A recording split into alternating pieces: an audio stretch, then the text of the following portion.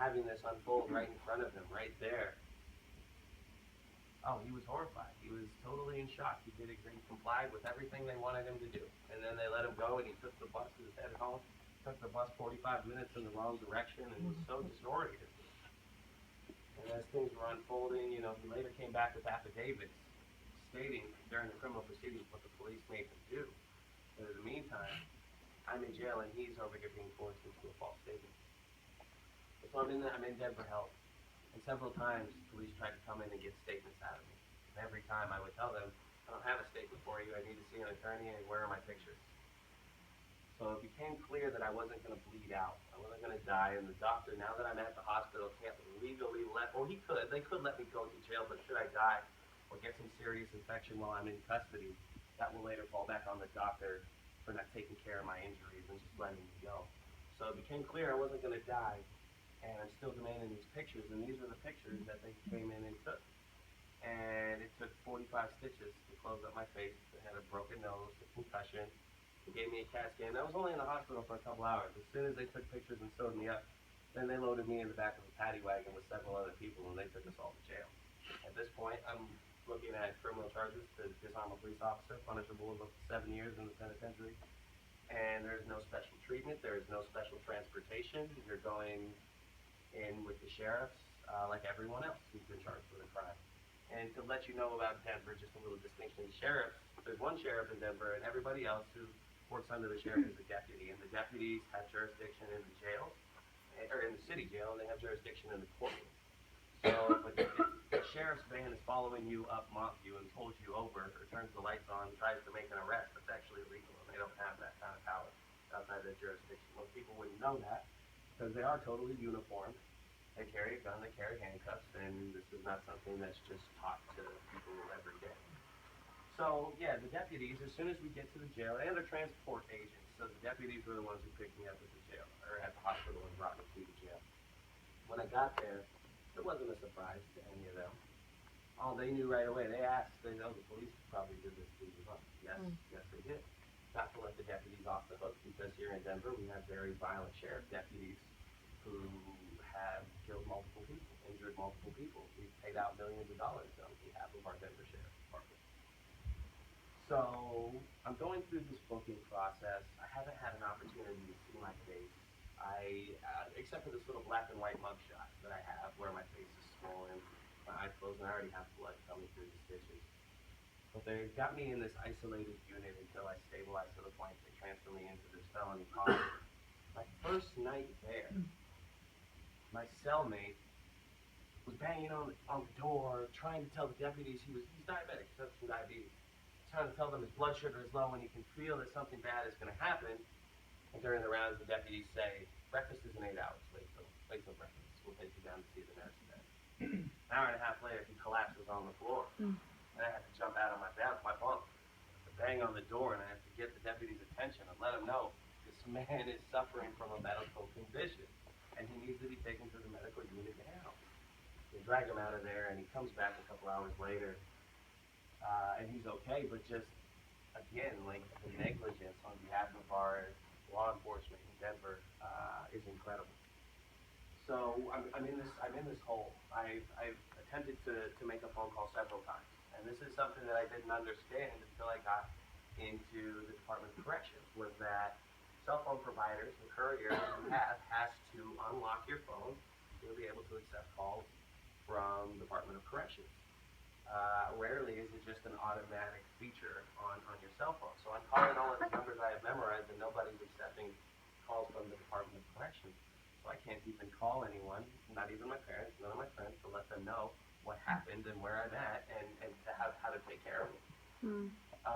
At this point, it's been about a day where I'm in my cell. I've continuously been brought down to see medical staff, so on and so forth. And I'm explaining to one of the deputies who works there, I'm telling her my situation. And eventually she agrees to call my mom. I let her know that I can't even tell anyone where I'm at or what's going on. So she goes against policy. I tell her my mom's number, she writes it down, and on an off period of hers, she calls my mom, leaves her a quick message. She's subbing at the time for DPS. your son's in the Denver City Jail, you need to come down and see him, something serious, and message. So here comes my mom a couple days later. At this point, I'm so desensitized, I've been beaten nearly to death, I've been able to preserve these pictures, I've gotten these stitches, I've been in this institution where you have this recycled air that is just musty and stale, there's a light on 24 hours a day, there's no window. You know, my pillow is this blood-soaked t-shirt that's filling our cell with the aroma of my own blood that I'm using for a pillow, and all of these things. So at this point, I'm feeling nothing.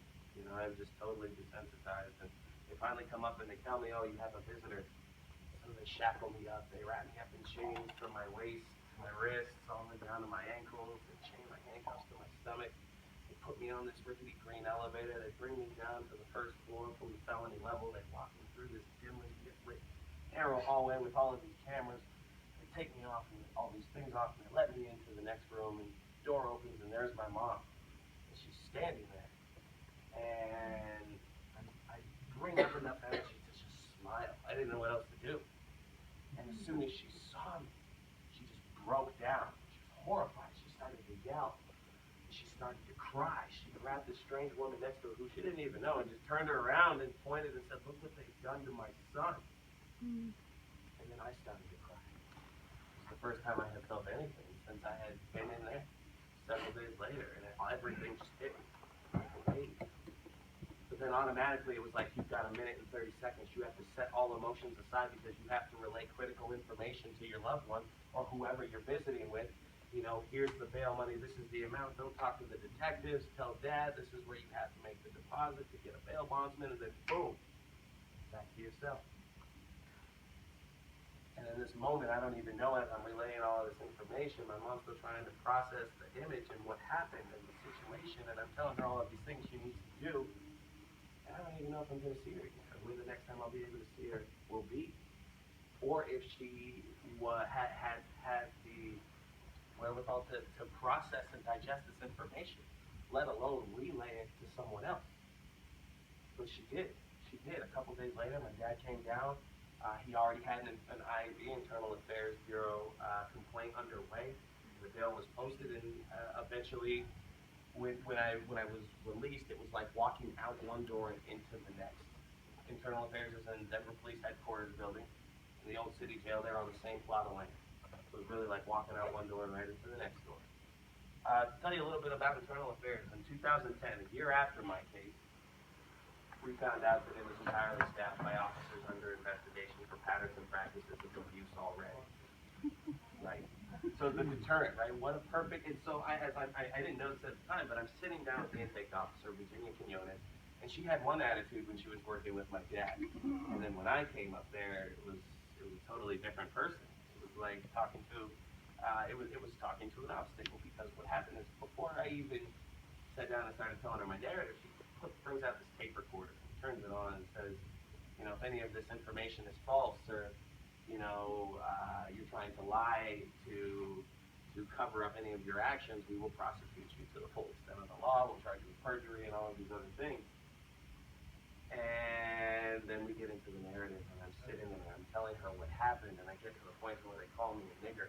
Mind you, I have 45 stitches in my face. Most of my face is black and purple. And she freezes the conversation, and she says, "Oh, sometimes you need to own up to your actions as a man, and it's not always a good idea to play the race card." And this is the entity where you're supposed to be able to report instances of law enforcement abuse. And this is why it came out in the discovery mid-conversation. I stopped the conversation. I was like, "We're over. We're done here. You clearly don't believe me. I can't trust you."